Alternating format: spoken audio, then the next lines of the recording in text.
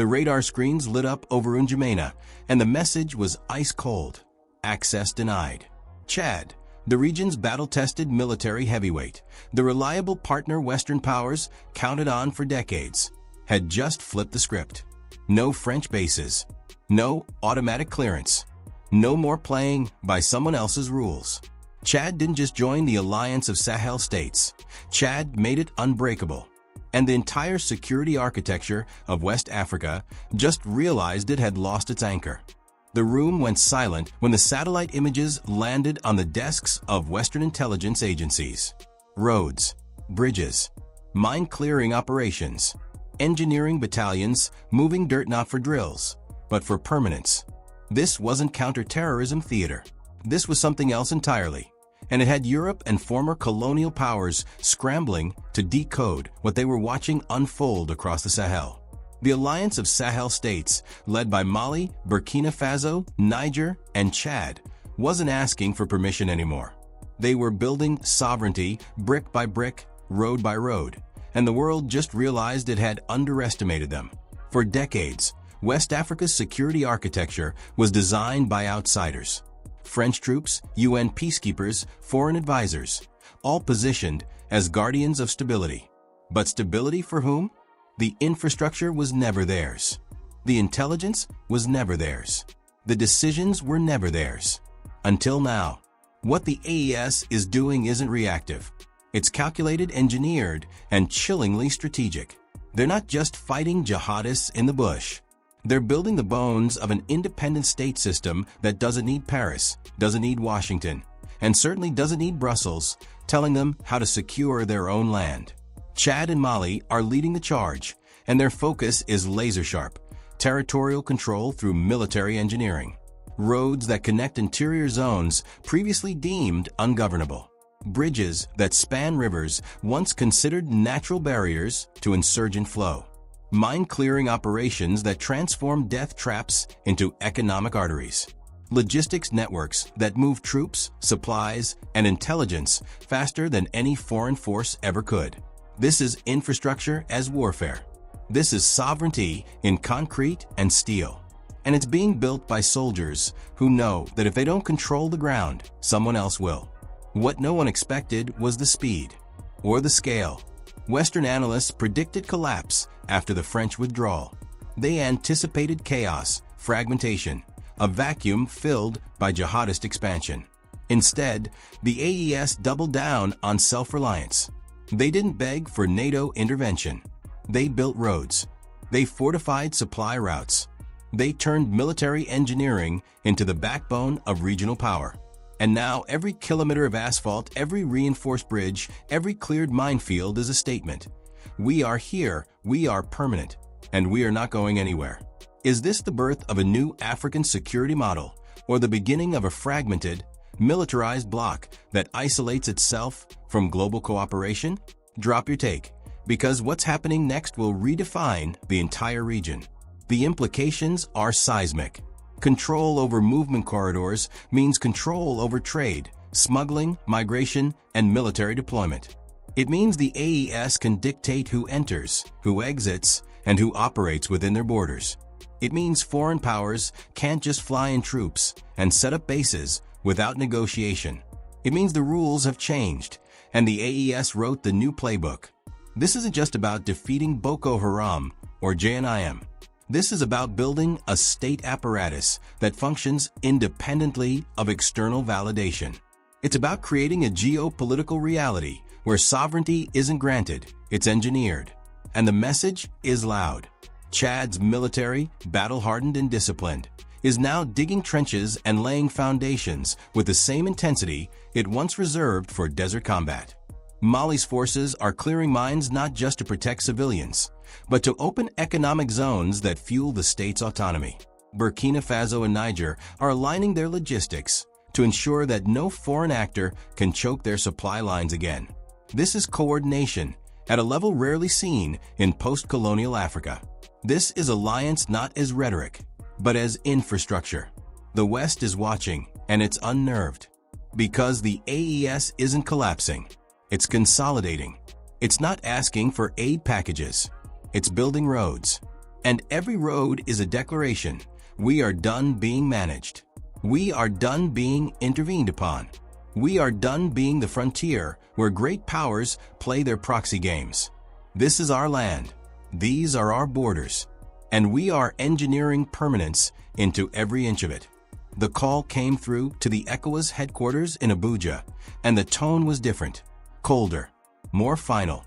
The Alliance of Sahel States wasn't requesting cooperation anymore. They were setting terms. Cross-border access? Negotiable. Foreign troop movements? By invitation only.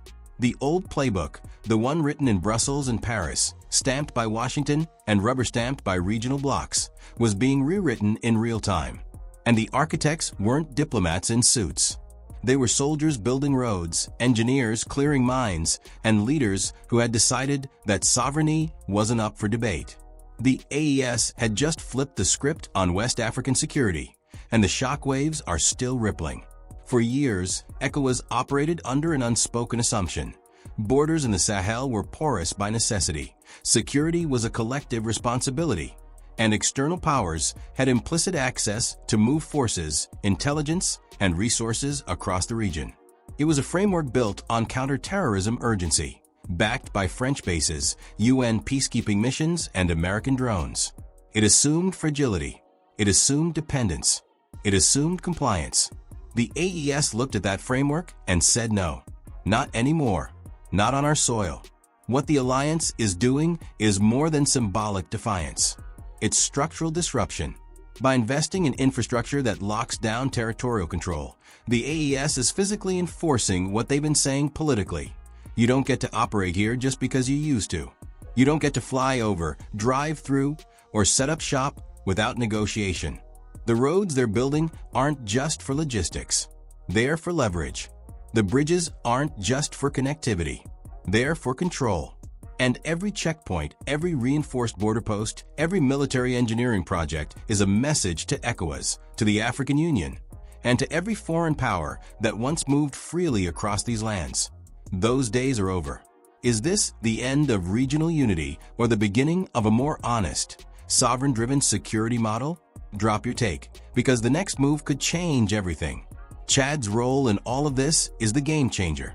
For years, Chad was seen as the exception, the reliable partner, the stabilizing force, the military heavyweight that Western powers could count on.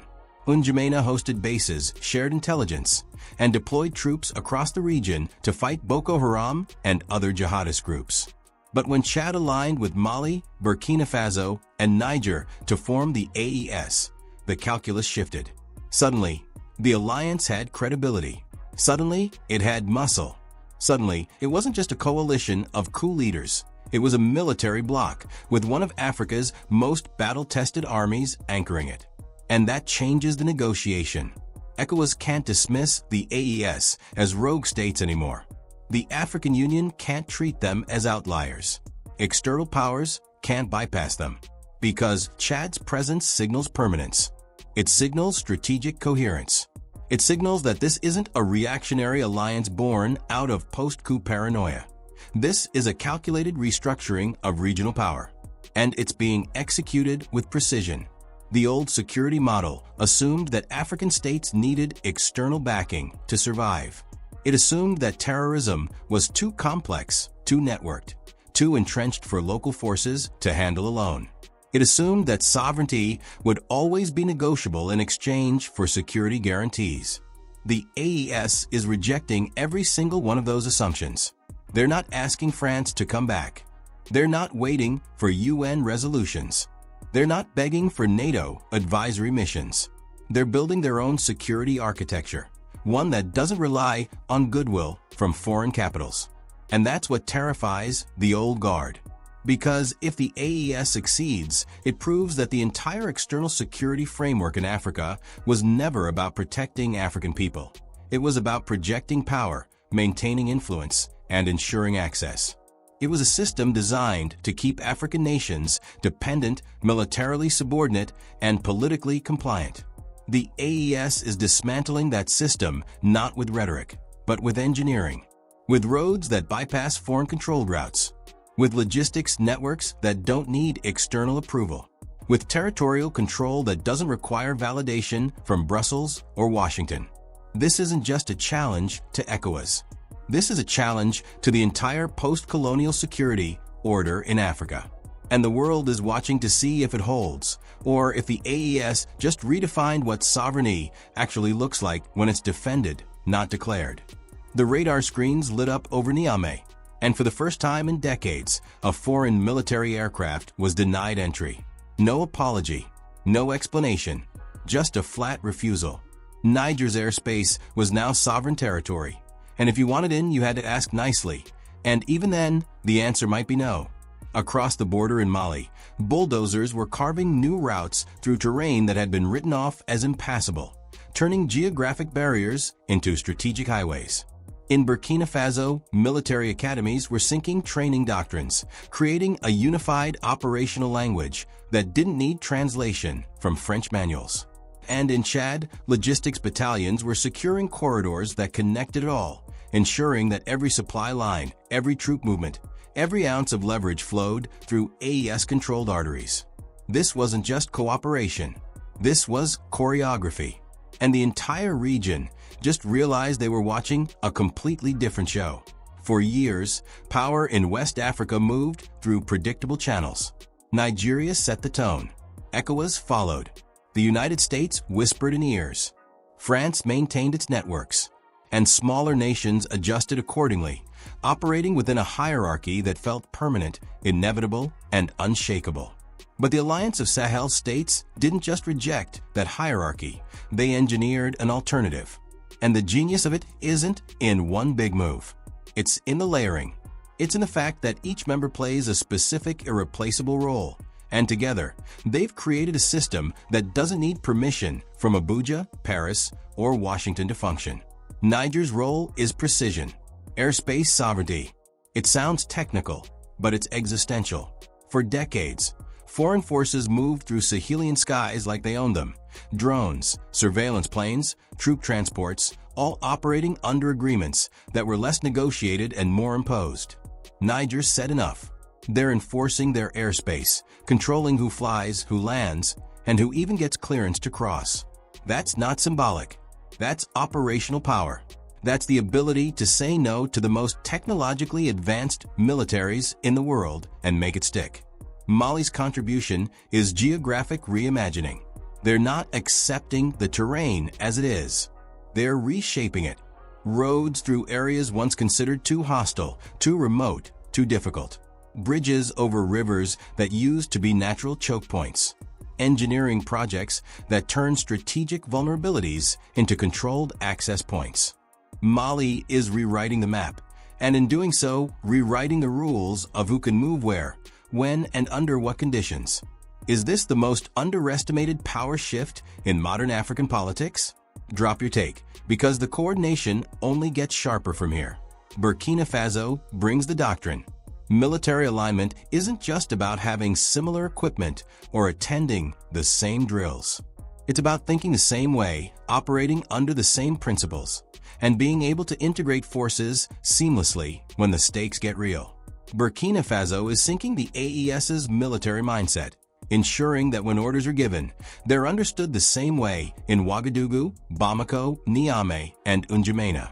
That's cohesion.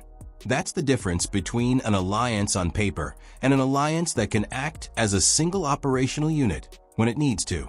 And then there's Chad, the anchor, the enforcer, the logistics powerhouse that makes everything else possible. Chad isn't just securing its own corridors, it's securing the arteries that connect the entire alliance. Supply routes, movement networks, intelligence flows. Chad ensures that the AES doesn't just control its own territory, it controls the connections between them. And in a region where mobility is power, that's everything. Together, this layered system creates something the Sahel hasn't seen in generations. Autonomous regional influence that doesn't defer automatically to anyone. Nigeria, for all its economic weight and military size, can't just dictate terms anymore. ECOWAS can't assume compliance. The United States can't expect that its interests will align neatly with access. Because the AES has built a structure where leverage flows in multiple directions, and every layer reinforces the others. This is what controlled mobility looks like as geopolitical strategy. It's not just about keeping enemies out. It's about dictating the terms of engagement for everyone, allies, rivals, and neutrals alike. The AES isn't isolating itself. It's repositioning itself as the gatekeepers of an entire subregion. And every foreign power that once moved freely through the Sahel is now realizing they're operating in someone else's house, under someone else's rules. The question isn't whether this shifts regional power. It already has. The question is whether the old powers will adapt to the new reality or keep pretending the AES is a phase that will pass. Because if the coordination holds, if the infrastructure deepens, if the layered system becomes permanent, then West Africa just gained a new center of gravity. And it's not in Lagos, Abuja, or Dakar anymore. The headlines screamed chaos, but the engineers kept building. Western analysts predicted collapse, but the supply lines kept flowing. Diplomats in Brussels and Washington warned of instability, but the AES kept consolidating. Because what the world kept calling a crisis was actually something far more calculated, far more deliberate, and far more permanent, a transition. Not a breakdown, not a power vacuum, a recalibration. And while everyone was waiting for the Sahel to implode, the Alliance of Sahel States was quietly rewriting the rules of regional order, one bridge, one airspace restriction, one logistics corridor at a time. This wasn't collapse. This was construction. And the world is only just beginning to understand what's being built. Transitions are messy by nature. They're awkward, uneven, and fraught with risk. The old order doesn't die gracefully, and the new one doesn't arrive fully formed. But what makes the AES's transition different is the intentionality behind it. This isn't accidental. This isn't reactionary chaos masquerading as strategy.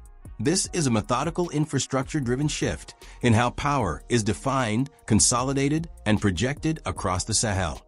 And the key to understanding it isn't in the rhetoric. It's in the roads. It's in the airspace controls. It's in the logistics networks that determine who moves, who trades, and who holds influence. For decades, regional order in West Africa was externally stabilized. French military presence, UN peacekeeping missions, ECOWAS mediation, American counterterrorism support. All of it designed to maintain a version of stability that worked for external actors. But stability for whom?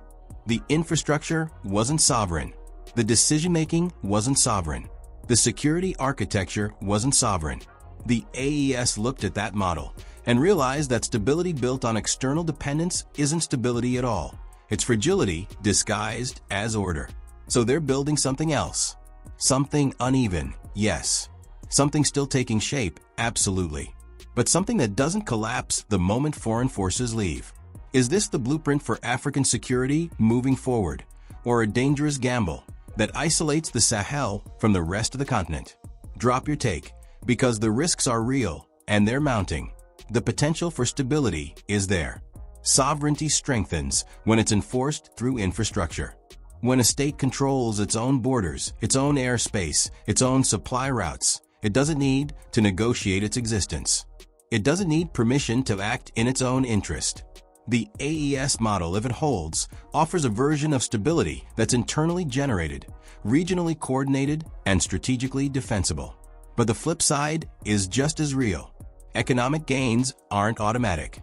Social development doesn't follow military engineering without deliberate policy.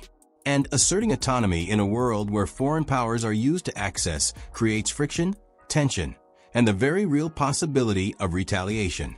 The AES knows this. They're not naive.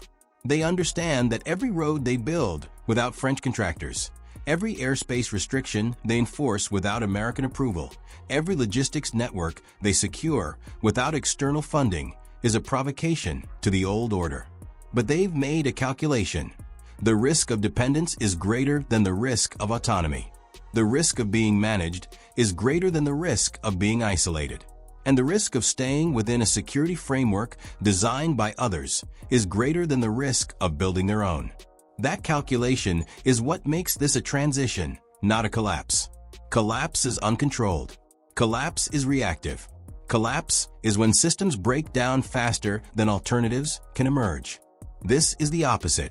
This is controlled demolition of an old framework while simultaneously constructing a new one. It's messy. It's uneven. It's far from guaranteed. But it's not chaos. It's recalibration. And recalibration means winners and losers. It means some actors gain influence while others lose it. It means old hierarchies are disrupted and new ones are still being negotiated. It means the Sahel is no longer the frontier where great powers project security. It's becoming a region where local powers define it. That's a seismic shift, and seismic shifts always carry risk. But here's what the risk calculus misses. For the AES, the status quo was already untenable. Decades of external security presence didn't eliminate jihadist violence. Decades of foreign investment didn't produce economic transformation. Decades of regional cooperation under ECOWAS didn't create sovereignty. So the question isn't whether the AES's approach carries risk. The question is whether the risk of change is greater than the risk of staying the same. And the AES has answered. They're building. They're consolidating. They're transitioning. And the world can either adapt to the new order or keep mourning the old one. Because this transition isn't waiting for permission.